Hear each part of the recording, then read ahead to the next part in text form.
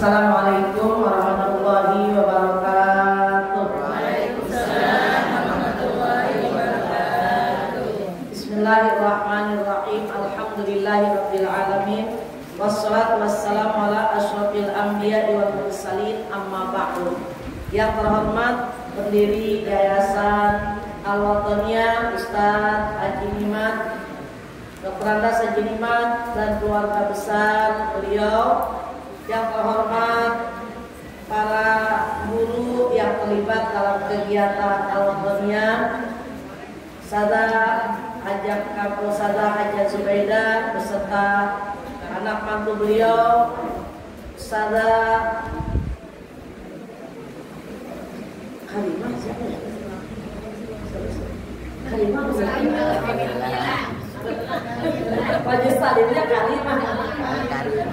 Sada Kamila selaku pimpinan Majlis Taklim Al-Karimah. Yang terhormat Ustazah Jamulyati Bu RW, Ustazah Hayatul Nurus, Ustazah Jamulyani, dan Ustazah Munawwarah, Ustazah Ade Marwiyah, Ustazah Majlah, dan seluruh yang hadir, Ustazah Mulia. Mudah-mudahan kita semuanya dikelompokkan menjadi orang-orang yang soleh. Yang terhormat keluarga besar Ustadz Haji Nimat beserta keluarga besar Bapak Haji Idris, keluarga besar Ibu Haji Bapak Haji Mursidi. Kita doakan Ustadzah Haji Rofiqah bin Haji Idris dan Haji Boni binti Kaca, Bapak Haji Niman bin Haji Sian, Bapak Haji Mantoji bin Haji Niman, Ibu Haji Siti Hamidah binti Haji Niman, Ibu Haji Masidah binti Asmat. Allah ampuni dosanya, Allah lapangkan kuburnya, Allah jadikan kuburnya raudhah min riyadil jannah. Dan seluruh ibu bapak kita, nenek kakek kita, kerabat-kerabat kita, alim ulama dan guru-guru kita, orang-orang yang mewasiatkan kebaikan kepada kita yang sudah meninggal dunia, Allah ampuni dosanya. Yang masih hidup Allah berkahi kehidupannya. Anak-anak kita yang lagi pula belajar dapat ilmu, ilmunya manfaat, dakwahnya karimah, ongkosnya cukup. Suami kita yang menjadi nafkah rizkinya halal dan barokah. Infak sedekah yang kita keluarkan lipat gandakan pahalanya. Aib kita Allah tutup, belajar kita Allah angkat, kesalahan kita Allah ampuni. Mati membawa iman Islam usul khatimah. Anak kita, cucu kita, keluarga kita yang sudah waktunya berjodoh, Allah jodohkan dengan yang seakidah dan sekufu. Yang sudah berkeluarga, Allah titip keturunan yang soleh dan solehah. Yang belum pergi haji, Allah undang menjadi duyufur rahman di tanah haramain. Yang sudah pernah pergi, mudah-mudahan Allah izinkan untuk wukuf di padang Arafah, ziarah ke makam Rasul, tawaf di seliling Ka'bah Baitullah, dan ketika wafat lidah kita masih basah menyebut nama Allah sehingga dalam husnul khatimah. Ila hadratin Nabi Al-Fatihah. A'udzubillahi minasyaitonir rajim. Bismillahirrahmanirrahim. Alhamdulillahi rabbil alamin. Ar-Rahmanir Rahim. Maliki yaumiddin. Iyyaka na'budu wa iyyaka nasta'in. Ihdinas siratal mustaqim. Siratal ladzina an'amta 'alaihim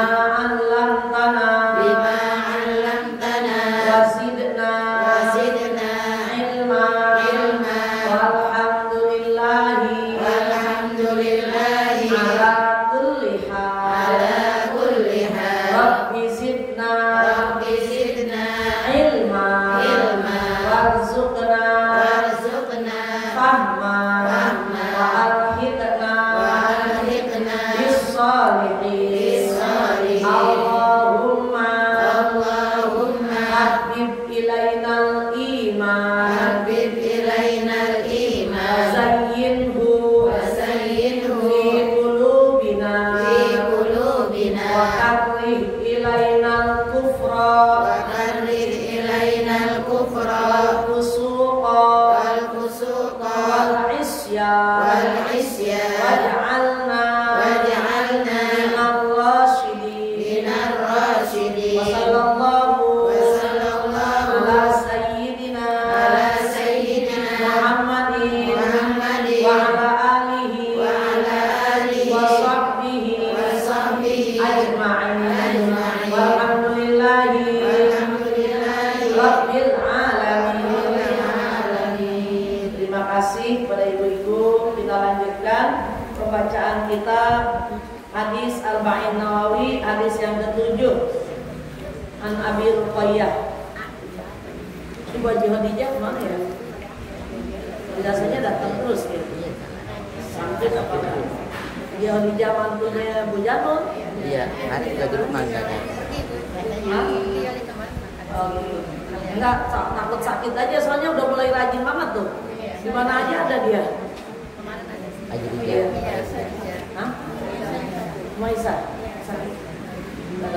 Kita apa? Sakit.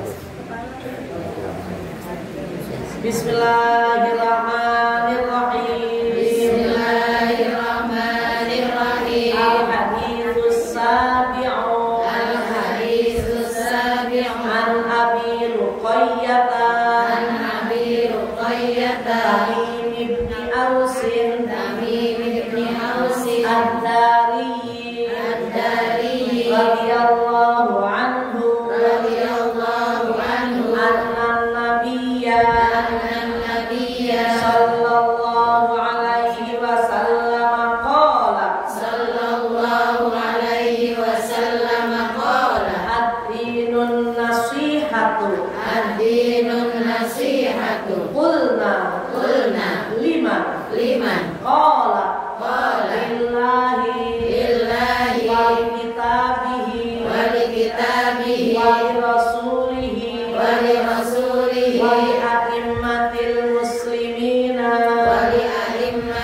muslimina wa ammatihim rawahu muslimun. Sekali lagi, ad-dinun nasihatu qulna liman qala lillahi wa likitabihi wa lirasulihi wa li a'immatil muslimina wa ammatihim rawahu muslimun. Allahu a'lam bissawab. Siapa yang baca? Boleh. Bismillahirrahmanirrahim. Al-haditsus sabi'u an Abi Ruqayyah Tamim ibn Aus Ad-Dari radhiyallahu anhu anna Nabiyya sallallahu alaihi wasallam qala ad-dinun nasihatu qulna liman qala lillahi wa li kitabihi wa li rasulihi wa li a'immatil muslimina wa ammatihim rawahu muslim. Dari Abu Ruqayyah Tamim bin Aus Ad-Dari radhiyallahu anhu bahwasanya Nabi Muhammad sallallahu alaihi wasallam bersabda, agama itu adalah nasihat. Kami bertanya, bagi siapa? Beliau menjawab, bagi Allah, kitabnya, Rasulullah, pemimpin umat Islam dan umat Islam pada umumnya. Hadis riwayat Muslim. Terima kasih Bu. Satu aja ya Bu. Bismillahirrahmanirrahim. Ini hadisnya sahih, diriwayatkan oleh Imam Muslim dari Abi Ruqayyah Tamim bin Aus Ad-Dari. Mudah-mudahan Allah meridhoinya. Rasulullah Sallallahu Alaihi Wasallam bersabda, ad-dinun nasiha, agama itu nasihat. Qulna, kami bertanya, liman, untuk siapa? Qala, Nabi menjawab, lillahi untuk Allah, wali kitabihi untuk kitab Allah, wali rasulihi untuk putusan Allah, wali a'immatil muslimina dan untuk pemimpin orang-orang Islam, wa ammatihim dan pada umumnya orang Islam. Apa maksudnya nasihat bagi Allah? Maksudnya kita harus beriman kepada Allah dan tidak pernah bersekutu dengan Allah, meninggalkan keingkaran terhadap sifat-sifat Allah. Allah sifatnya Rahman Rahim, jangan diingkari, jangan bilang katanya Allah pengasih penyayang, buktinya gue sakit mulu. Itu mengingkari sifat Allah. Padahal Allah itu nggak pernah janjinya meleset, nggak pernah tidak melaksanakan apa yang difirmankan. Ketika kita mulai gerutu kayak gitu, berarti kita sedang mengingkari sifat yang dimiliki oleh Allah Subhanahu wa Ta'ala. Dan kita juga beriman kepada semua sifat-sifat kesempurnaan dan keagungan Allah, serta mengakui dan mensyukuri nikmat-nikmat yang Allah berikan dengan ikhlas dalam beramal. Karena kita tahu makhluk diciptakan oleh Allah yang paling sempurna, tandanya bersyukur kepada Allah, maka nikmat yang diberikan oleh Allah, nikmat panca indera, gunakan untuk hal-hal yang bermanfaat. Nikmat organ tubuh, gunakan dengan baik, dengan tidak melanggar aturan Allah. Apapun yang diberikan oleh Allah, maka kita syukuri dengan amal perbuatan kita yang tidak bertentangan dengan kehendak Allah. Itu namanya nasihat bagi Allah. Yang kedua, nasihat bagi kitab-kitab Allah. Kitab Allah yang dimaksud kitab samawi, Zabur, Taurat, Injil, dan Al-Quran. Harus diimani dengan baik. Beriman bahwa firman Allah dan kitab yang diturunkannya adalah kalam Allah, bacaan yang sempurna dengan melafazkan huruf-hurufnya secara benar dan khusyuk membelanya dari penyimpangan orang-orang yang mentakwilkan. Yang mentakwilkan itu merekayasa ayat-ayat yang dibaca. Padahal mentakwilkan Al-Quran, kalau ilmunya nggak memadai, nggak usah. Jangan. Kayak saya belum mampu mentakwilkan dan menafsirkan Al-Quran, maka cukup ngikutin para mufassir yang sudah ada. Ikut baca tafsir yang sudah diperjualbelikan, sehingga kita transfer ke otak kita, dipelajari, kemudian disampaikan dan diamalkan. Karena mentakwilkan Al-Quran, mentafsirkan Al-Quran harus mempunyai beberapa ilmu penunjang. Ilmu nahwu sorofnya harus matang, ilmu bahasa Arabnya harus matang. Kalau kita boro-boro matang, mentah aja belum, udah ikutin aja, udah ada. Ikuti yang sudah ada. Jangan jadi pentakwil, jangan jadi penafsir. Kemudian mentaati hukum-hukum yang ada di dalamnya. Di dalam Al-Quran ada hukum memerintahkan meninggalkan hal-hal yang dilarang oleh Allah. La taqrabuz zina innahu kana fahisyatan wa sa'a sabila. Kalau kamu ngaku beriman, jangan deket-deket zina, karena itu perbuatan yang tercela dan keji. Dosanya dosa besar. Jangan kamu melaksanakan sholat kalau kamu dalam keadaan mabok, karena salah satu fungsi sholat mengingat Allah Subhanahu wa Ta'ala. Jadi apa-apa yang difirmankan Allah dalam Al-Quran, taati dan ikuti. Setuju nggak setuju harus setuju. Karena ini perkataan Allah yang suci sebagai pedoman umat Islam. Maka siapa yang berpedoman kepada Al-Quran, Al-Quran akan menuntun dia ketika di akhirat menuju kepada surganya Allah. Dan siapa yang membelakangi Al-Quran, maka dia akan dijerumuskan oleh Al-Quran atas kedurhakaannya nanti di hari kiamat. Maka jadikanlah Al-Quran imamah wa hudan wa rahmah. Dijadikan pembimbing, dijadikan penuntun, dijadikan sebabnya datang kasih sayang Allah. Karena Al-Quran adalah kalam yang suci. Yang ketiga, bahwa agama itu nasihat bagi para rasulnya, membenarkan nasihat yang mengenai ajaran yang dibawanya, mentaati perintah-perintahnya dan meninggalkan larangan-larangannya, menghormati orang-orang yang menghakim beliau. Kalau orang mentakzimkan Nabi, kita juga harus mentakzimkan Nabi. Tapi jangan dikultuskan. Kalau hanya mengagungkan boleh, mengkultuskan nggak boleh. Kemudian memusuhi orang yang memusuhi Nabi. Kalau dia memusuhi Nabi dan ajaran Nabi, kita juga jangan jadi bestie bagi dia. Karena dia memusuhi Nabi dan ajaran Nabi. Menghindar kita dari mereka. Karena teman itu akan mempengaruhi temannya. Kalau berteman sama tukang minyak wangi, walaupun gak beli, dapat wanginya.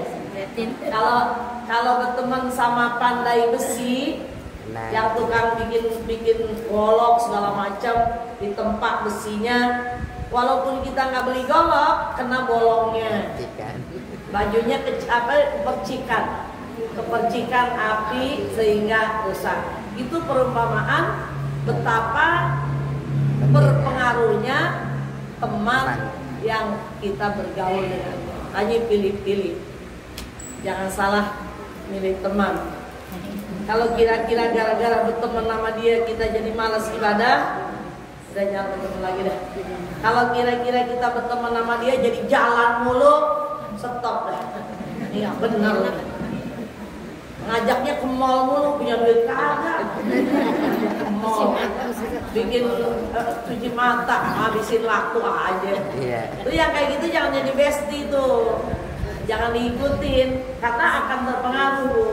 Akhirnya ibu nanti hidupnya konsumtif, pengennya belanja mulu. Padahal tabungan nggak punya, simpenan nggak punya, kontrakan nggak punya, duit cuma yang di dompet doang. Jangan, nggak boleh, ntar stres. Dan nasihat agama, nasihat di aimatil muslimin wa ammatihim. Bagaimana nasihat bagi para pemimpin itu membantu mereka dalam kebenaran. Jadi cara menasehati para pemimpin kita yang punya kekuasaan, kalau dia melakukan kebijakan yang salah, ingetin, ini nih kebijakan ente nggak bener nih, ngerugiin rakyat banyak, nggak boleh kayak gini.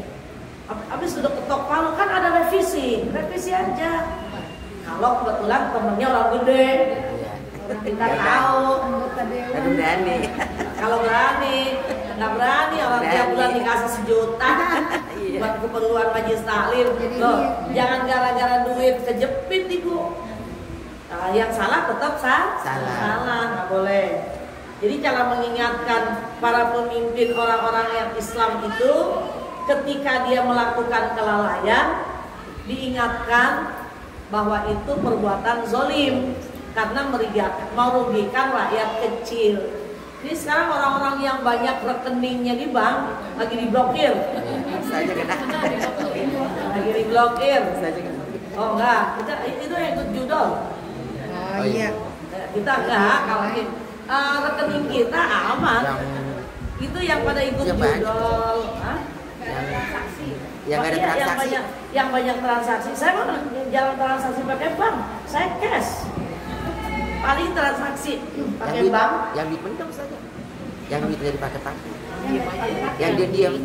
Oh, Blokir. itu yang rekening itu enggak. Blokir, iya. Kalau sukuk enggak, deposito enggak. Oh enggak. Itu yang rekening-rekening yang jalan tabungan. Oh kalau deposito enggak. Nah, kenapa? Kalau dia kan nggak bisa dipakai kalau belum jatuh tempo. Iya. Dikunci.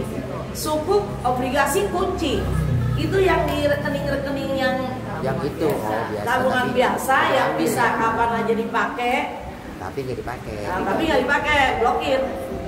Karena takut pakai judol. Tapi saya tetap aja mau ketemu itu. Iya sebentar. Ya saya blokir kan. Iya takut nggak kena. Tapi apa blokir juga nggak dipakai, duit tidur itu. Apa-apa. Jadi kata Allah dalam Al-Quran surah Al-Imran ayat 19, Inna dina indallahil Islam. Sesungguhnya agama yang diakui kebenarannya oleh Allah yaitu agama Islam. Maka pesan Allah udkhulu fis-silmi kafah. Masuklah kamu ke dalam Islam secara utuh. Pakaiannya pakaian busana muslim, makannya makanan orang Islam, bergaulnya dengan orang Islam, berumah tangganya berumah tangga pakai hukum Islam, bisnisnya pakai bisnis secara Islam, nggak ada unsur riba, nggak ada unsur penipuan. Itu namanya fisilmi kafah. Jangan sholatnya cara Islam, tapi bisnisnya riba, itu kafar. Puasanya puasa orang Islam, tapi berumah tangganya nggak cara Islam. Ada perselingkuhan, ada KDRT, nggak cara Islam itu. Berarti Islamnya tidak kafar. Perhatiin itu. Apa itu agama Islam? Apa itu Islam? Islam menurut bahasa yaitu berserah diri secara total kepada Allah Subhanahu wa Ta'ala. Kalau Islam menurut istilah ad-dinul ladzi ja'a bihi sayyiduna Muhammadun sallallahu alaihi wasallam li sa'adatil bashari fi ma'ashihim wa ma'adihim. Islam yaitu agama yang dibawa oleh Nabi Muhammad Sallallahu Alaihi Wasallam untuk kebahagiaan manusia di dalam kehidupan mereka di dunia, dalam kehidupan mereka di akhirat. Itu namanya ajaran agama Islam. Kata bahasa Sanskerta apa ya? A artinya tidak. Agama. A artinya tidak. Agama artinya kacau. Jadi orang yang beragama hidupnya tidak kacau. Hidupnya tidak kacau. Dia berserah dirinya kepada Allah Subhanahu wa Ta'ala. Shadaqallahul azim. Wallahu a'lam bishawab.